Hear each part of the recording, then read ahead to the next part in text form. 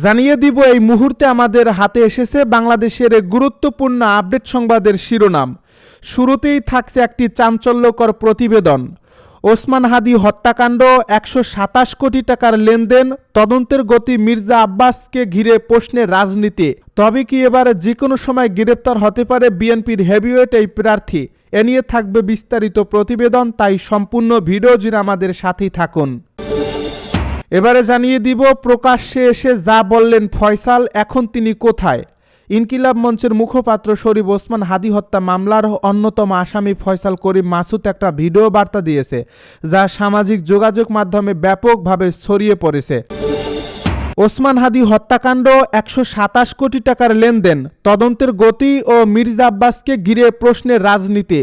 তবে এবার ফেঁসে যাচ্ছে মির্জা আব্বাস, যে কোনো সময় গ্রেপ্তার বিএনপির এই হেভিওয়েট প্রার্থী। ওসমান হাদি হত্যাকাণ্ডের তদন্ত যত গভীরে যাচ্ছে, ঘটনাটি ততই একটি সাধারণ অপরাধের সীমা অতিক্রম করে অর্থ, রাজনীতি ও ক্ষমতার পারস্পরিক সম্পর্কের একটি জটিল বাস্তবতা সামনে নিয়ে আসছে।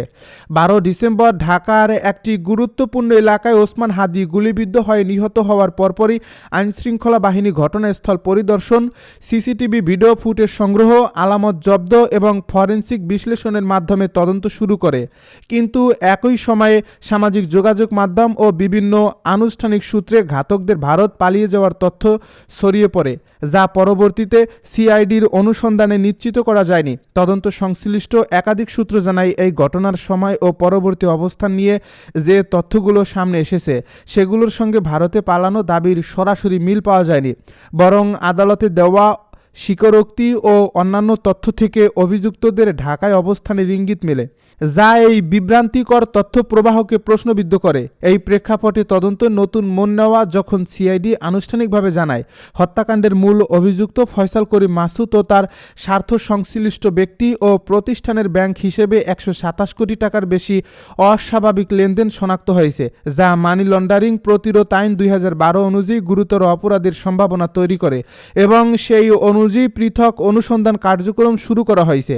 সিআইডির বিজ্ঞপ্তি অনুযায়ী গ্রেপ্তার হওয়া সহযোগীদের কাছ থেকে উদ্ধার করা একাধিক চেক বই বিশ্লেষণ করে দেখা যায়, সম্ভাব্য চেক ভিত্তিক লেনদেনের অঙ্ক আরও বেশি, যার একটি অংশ বাস্তবে সংগঠিত হয়েছে এবং একটি অংশ পরিকল্পিত বা অসম্পন্ন অবস্থায় ছিল।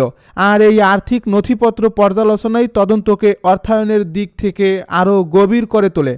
এই অর্থ প্রবাহ বিশ্লেষণের সময় একটি গুরুত্বপূর্ণ ব্যাংকের নাম সামনে আসে, ঢাকা ব্যাংক, যার মালিকানা ও প্রভাব বলয় নিয়ে দেশের রাজনৈতিক অঙ্গনে দীর্ঘদিন ধরে আলোচনা রয়েছে এবং এই সংযোগের কারণেই বিএনপির স্থায়ী কমিটির সদস্য ও ঢাকার রাজনীতির প্রভাবশালী নেতা মির্জা আব্বাসের নাম আলোচনা আসে। তদন্তকারী এই সংস্থাগুলো স্পষ্ট করে জানিয়েছে, এ পর্যন্ত মির্জা আব্বাসের বিরুদ্ধে কোনো আনুষ্ঠানিক অভিযোগ দায়ের করা হয়নি এবং তদন্ত প্রক্রিয়ায় কাউকে দোষী বা নির্দোষ ঘোষণা করার এখতিয়ার একমাত্র আদালতের। তবে অনুসন্ধানী সাংবাদিকতা ও রাজনৈতিক বিশ্লেষণের দৃষ্টিকোণ থেকে প্রশ্ন উঠছে, এই হত্যাকাণ্ডে কারা রাজনৈতিকভাবে লাভবান হতে পারে এবং কারা ক্ষতিগ্রস্ত হয়েছে। রাজনৈতিক বাস্তবতায় দেখা যায়, ওসমান হাদি ছিলেন ঢাকার একটি গুরুত্বপূর্ণ আসনে উদীয়মান ও জনপ্রিয় মুখ। বিশেষ করে তরুণ ভোটারদের মধ্যে তার গ্রহণযোগ্যতা দ্রুত বাড়ছিল এবং তিনি এমন একটি ভোট ব্যাংক তৈরি করেছিলেন যারা প্রচলিত রাজনৈতিক ধারা থেকে ভিন্ন কিছু প্রত্যাশা করছিল। এই অবস্থান তাকে একদিকে জনসমর্থনের কেন্দ্রবিন্দুতে নিয়ে আসলেও অন্যদিকে প্রতিষ্ঠিত রাজনীতিবিদদের জন্য একটি চ্যালেঞ্জ তৈরি করে, কারণ নতুন জনপ্রিয় প্রার্থীর উপস্থিতি নির্বাচনী সমীকরণ, ভোট বিভাজনের ঝুঁকি বাড়ায় এবং প্রচারণার চাপ তৈরি করে। বিশ্লেষকদের মতে, হাদি নির্বাচনী মাঠে থাকলে বিরোধী ভোট ভাগ হয়ে যাওয়ার সম্ভাবনা ছিল এবং কিছু প্রার্থীর জন্য ইমেজ সংকট আরও প্রকট হয়ে উঠতে পারত। তার এই অনুপস্থিতিতে সেই চাপ কমে যাওয়া কার জন্য সুবিধাজনক হয়েছে, সেই প্রশ্নই এখন রাজনৈতিক আলোচনায় ঘুরে ফিরছে। একই সঙ্গে তদন্তে উঠে আসে 127 কোটি টাকার অস্বাভাবিক লেনদেনের প্রশ্ন তোলেন। একজন শুটার বা সীমিত পরিসরের একটি গ্রুপের পক্ষে এত বড় অঙ্কের অর্থপ্রবাহ পরিচালনা করা কতটা সম্ভব এবং এর পেছনে কোনো সংগঠিত নেটওয়ার্ক, অর্থায়নকারী বা প্রভাবশালী পৃষ্ঠপোষক ছিল কিনা, তা যা তদন্তের অন্যতম প্রধান দিক হিসেবে বিবেচিত হচ্ছে।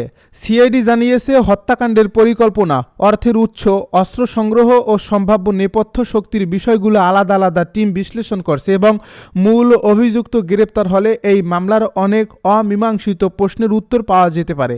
এই পুরো ঘটনা প্রবাহে আরেকটি গুরুত্বপূর্ণ দিক হলো তদন্তের বিভিন্ন পর্যায়ে তথ্য প্রবাহের অসঙ্গতি ও বিভ্রান্তির দাবি, যা কখনো তদন্তের গতিকে প্রভাবিত করছে বলে মনে করছেন বিশ্লেষকেরা। কারণ বড় ধরনের অপরাধের দৃষ্টি ভিন্ন খাতে প্রবাহিত হলে প্রকৃত অর্থায়ন ও পরিকল্পনার সূত্র আড়ালে থেকে যাওয়ার ঝুঁকি তৈরি হয়। ওসমান হাদি হত্যাকাণ্ড তাই এখন কেবল একটি ব্যক্তিগত বা রাজনৈতিক সহিংসতার ঘটনা নয়, বরং এটি ঢাকার রাজনীতিতে অর্থ, ক্ষমতা ও নির্বাচনী হিসেব কিভাবে পরস্পরের সঙ্গে জড়িয়ে আছে তার একটি প্রতিফলন হয়ে উঠছে। শেষ পর্যন্ত এই মামলার ভবিষ্যৎ নির্ভর করবে তদন্তের স্বচ্ছতা, প্রমাণের শক্তি এবং আইনি প্রক্রিয়ার উপর। তবে বর্তমান বাস্তবতায় একটি বিষয় স্পষ্ট: 127 কোটি টাকার অস্বাভাবিক লেনদেন, বিভ্রান্তিকর তথ্য প্রবাহ এবং রাজনৈতিক লাভ ক্ষতির প্রশ্ন একত্রে এই হত্যাকাণ্ডকে দেশের সাম্প্রতিক সময়ের অন্যতম আলোচিত ও সংবেদনশীল অনুসন্ধানে পরিণত করছে, যার প্রতিটি নতুন তথ্য ঢাকার রাজনীতির অদৃশ্য নেপথ্য চিত্র সম্পর্কে আরও গভীর প্রশ্ন তুলছে। প্রকাশ্যে এসে যা বললেন ফয়সাল, এখন কোথায়? ইনকিলাব মঞ্চের মুখপাত্র শরীফ ওসমান হাদি হত্যা মামলার অন্যতম আসামি ফয়সাল করিম আসুদ একটা ভিডিও বার্তা দিয়েছে। সামাজিক যোগাযোগ মাধ্যমে ব্যাপকভাবে ছড়িয়ে পড়েছে। এ ভিডিওতে তিনি হত্যাকাণ্ড সংক্রান্ত নিজের অবস্থান তুলে ধরেন, তবে তার বিভিন্ন দাবির সত্যতা নিয়ে তৈরি হওয়া জনমনে কৌতূহল ও বিভ্রান্তি পর্যালোচনা করে ফ্যাক্ট চেকিং প্রতিষ্ঠান দ্য ডিসেন্ট একটি প্রতিবেদন প্রকাশ করছে। এ ভিডিওটি যাচাই করে দেখা গেছে কৃত্রিম বুদ্ধিমত্তা দিয়ে তৈরি নয়। এ ভিডিওতে দৃশ্যমান ফয়সালের চেহারা, মুখভঙ্গি ইত্যাদি ফয়সাল করিমের বাস্তব চেহারা এবং মুখভঙ্গির সঙ্গে পুরোপুরি সামঞ্জস্যপূর্ণ। ডিজিটাল অনুসন্ধানমূলক সংবাদ মাধ্যম দ্য ডিসেন্ট বুধবার তাদের ফেসবুক পেজে এ তথ্য জানিয়েছে। এ ভিডিওতে ফয়সাল দাবি করেন তিনি বর্তমানে দুবাই অবস্থান করছেন, তবে শুধু ভিডিওর মাধ্যমে তার ভৌগোলিক অবস্থান নিশ্চিত করা সম্ভব হয়নি। এছাড়া নিজের দাবির পক্ষে তিনি কোনো প্রমাণ্য তথ্য যেমন লোকেশন ডেটা বা পাসপোর্টের সিল উপস্থাপন করেননি। দ্য ডিসেন্ট নিশ্চিত করে যে ছড়িয়ে পড়া এই ভিডিওটি কৃত্রিম বুদ্ধিমত্তা দ্বারা তৈরি নয়। দ্য ডিসেন্ট ফয়সাল করিমের বাস্তব চেহারা ও মুখভঙ্গির সঙ্গে ভিডিওটির দৃশ্যের পূর্ণ সামঞ্জস্য রয়েছে। এছাড়া ভিডিওর ব্যাকগ্রাউন্ড নয়েজ বিশ্লেষণ এবং 4টি নির্ভরযোগ্য এআই যাচাই টুল ব্যবহার করে এই ভিডিওটির সত্যতা নিশ্চিত করা হয়েছে। এ ভিডিওটির কিছু ফ্রেমে ফয়সালের থুতনির দাড়ি অদৃশ্য হওয়া প্রসঙ্গে দ্য ডিসেন্ট বলছে এটি ভিডিও রেকর্ড করার সময় ব্যবহৃত কোনো ফিল্টারের প্রভাব। এই কারিগরি ত্রুটি পুরো ভিডিওকে এআই সৃষ্ট প্রমাণ করে না। এ ভিডিওতে ফয়সাল নিজেকে বর্তমানে দুবাইয়ে অবস্থানকারী বলে দাবি করেন, তবে দ্য ডিসেন্ট বলছে কেবল এই ভিডিওর মাধ্যমে তার ভৌগোলিক অবস্থান নিশ্চিত করা সম্ভব নয়। ফয়সাল তার দাবির সপক্ষে মৌখিক বক্তব্য ছাড়া অন্য কোনো প্রমাণ উপস্থাপন করেনি। তিনি দাবি করেন হাদিকে হত্যার সময় ব্যবহৃত মোটরসাইকেলে তিনি ছিলেন না। দ্য ডিসেন্ট এই দাবিকে সরাসরি মিথ্যা হিসেবে চিহ্নিত করছে। এ প্রতিষ্ঠানটির আগের বিশ্লেষণ এবং আইনশৃঙ্খলা বাহিনীর তদন্তে নিশ্চিত হওয়া গেছে মোটরসাইকেলের পেছনে বসে ফয়সাল করিমই গুলি চালিয়েছিলেন এবং চালকের আসনে ছিলেন তার সহযোগী আলমগীর শেখ। দেশের শীর্ষ গণমাধ্যমগুলোতেও এই তথ্য প্রমাণসহ প্রকাশিত হয়েছে। এছাড়া ফয়সাল এই ভিডিওতে অভিযোগ করেন ওসমান হাদি তাকে মন্ত্রণালয় থেকে কাজ পাইয়ে দেওয়ার বিনিময়ে অগ্রিম 5 লাখ টাকা নিয়েছিলেন। তবে হাদির মৃত্যুর পর এ দাবির কোনো সত্যতা মেলেনি। তদন্ত সংশ্লিষ্ট সূত্রে জানা গেছে হাদি জীবিত থাকাকালীন তার বিরুদ্ধে তদবির বাণিজ্যের কোনো অভিযোগ ছিল না, বরং তিনি অন্তর্বর্তী সরকারের ক্ষমতাধর ব্যক্তিদের অনিয়মের বিরুদ্ধে সোচ্চার ছিলেন। গত 12 ডিসেম্বর দুপুর আনুমানিক 2:20 নয়াপল্টনে থানার বক্স কালভার্ট রোডে হামলার শিকার হন শরীফ ওসমান বিন হাদি। খালেদা জিয়ার হত্যার দায় থেকে হাসিনা কখনোই মুক্তি পাবেন না বলছেন নজরুল ইসলাম।